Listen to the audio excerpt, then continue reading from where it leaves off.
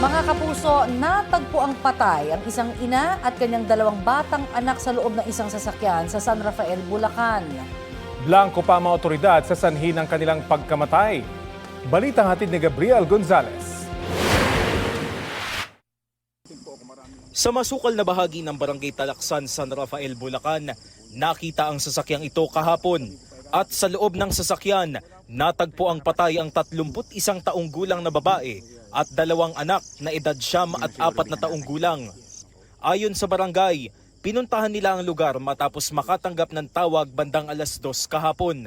Pagdating ko po dito, dito marami na pong tao at marami na pong mga pulis. Nung dumating piso ko, makita po sa taas, nag-traffic na po kasi kami sa taas. Kagabi, nagsagawa ng case conference ang pulisya sa San Rafael Municipal Police Station para sa kanilang investigasyon. Inimbitahan ng mga kaanak ng mga biktima. Wala pang inilalabas sa pahayag ang pulisya patungkol sa insidente habang gumugulong ang investigasyon. Ayon naman sa kaanak ng mga biktima na hindi na humarap sa kamera, iuuwi sa kanilang bahay sa Angat, Bulacan ang labi ng mga biktima. Paniwala ng barangay, iniwan na ang nasabing sasakyan gabi pa lang ng Miyerkules, August 19. Pinag-aaralan daw ng barangay na maglagay ng CCTVs at magdagdag ng ilaw sa lugar. Kasi daan po ito ng mga nag-aalaga ng mga baka. Siguro po maghihigpit po siguro sa nangyari nito. Kasi para hindi na po siguro maulit yung ganitong nangyari kahapon. Gabriel Gonzalez, nagbabalita para sa GMA News. Nabaon sa malalahar na buhangin ang ilang bahay sa San Marcelino, Zambales.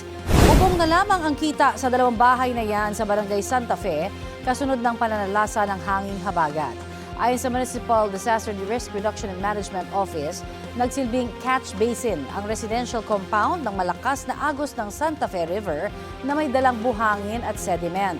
May mga bahay ring nasira dahil sa mga natumbang puno. Wala namang naiulat na nasawi o nasaktan dahil nagsagawa ng preemptive evacuation sa mga residente.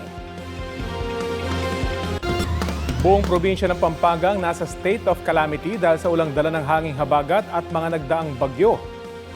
Lubog sa baha ang isang subdivision sa San Simon, Pampanga. Sa ilang panig ng bayan, abot bewang ang tubig.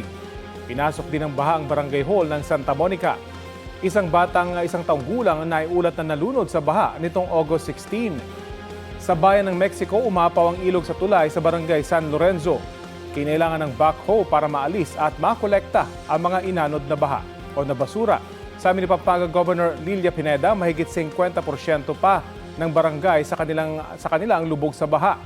Halos 1 milyong tao ang apektado. Mahigit 1 milyong piso naman ang halaga ng pinsala sa sektor ng agrikultura. Nakataas po ngayon ang thunderstorm watch dito sa Metro Manila. Ayon sa Pag-asa, asahan ang biglaan at panandaliang ulan na may pagkulog at pagkidlat hanggang alas 10 mamayang gabi. Apektado rin po ang Bulacan, Rizal, Laguna at Cavite. May kaparehong thunderstorm watch din sa ilang lugar sa Visayas at Mindanao. Dahil naman sa paghina ng hanging habagat, sa Luzon, asahan po ang maayos na panahon ngayong Biyernes at bukas. Kasunod po yan ng paghina bilang low pressure area at paglabas ng Philippine Area of Responsibility ang dating bagyong Neneng. Posibleng maging bagyo ulit ito pero hindi na hahatak ng habagat.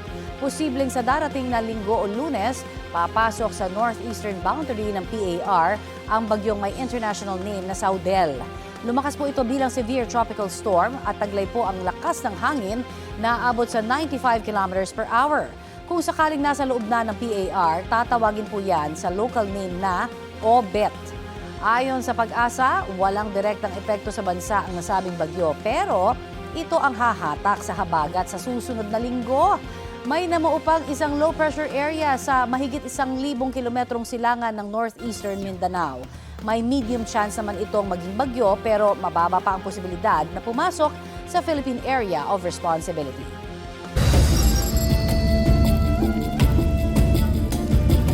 Patay ang isang lalaki sa Lipa, Batangas matapos pagbabarilin sa kanyang bahay.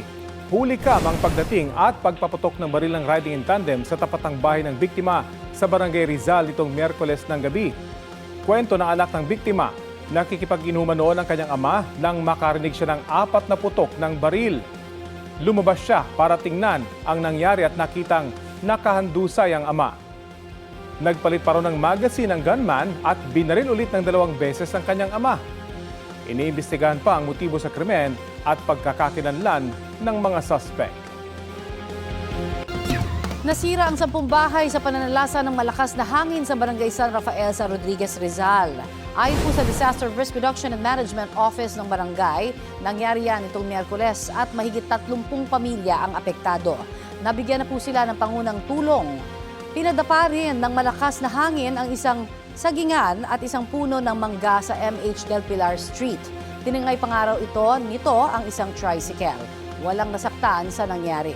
Ayon sa ilang saksi, umulan muna ng malakas at biglang umihip ang malakas na hangin mula raw sa magkasalubong na direksyon. Sa monitoring ng Pag-asa, may thunderstorm na nangyari sa lugar kaya posibleng nagkaroon ng downburst o bigla ang bugso ng malakas na hangin mula sa thunderstorm.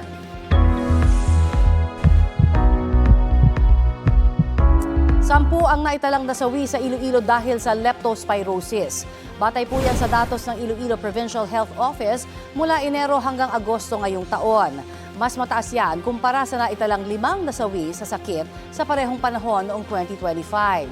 Sa mga kaso ngayong taon, tig-2 leptospirosis-related deaths mula sa bayan ng Dueñas at Dingle, tig-1 naman sa Dumangas, Oton, Barotac, Nuevo, Zaraga, San Dionisio at Concepcion. Sa ngayon, nasa 84 ang naitalang kaso ng leptospirosis sa Iloilo Province. Sa huling tala ng Department of Health as of August 8, 3,440 na kaso ng leptospirosis ang naitala sa buong bansa.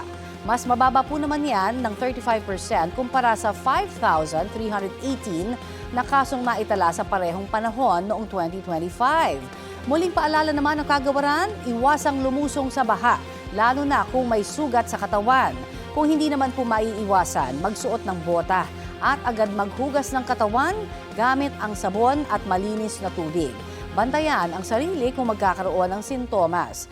Agad din pong magpakonsulta sa pinakamalapit na health center o doktor.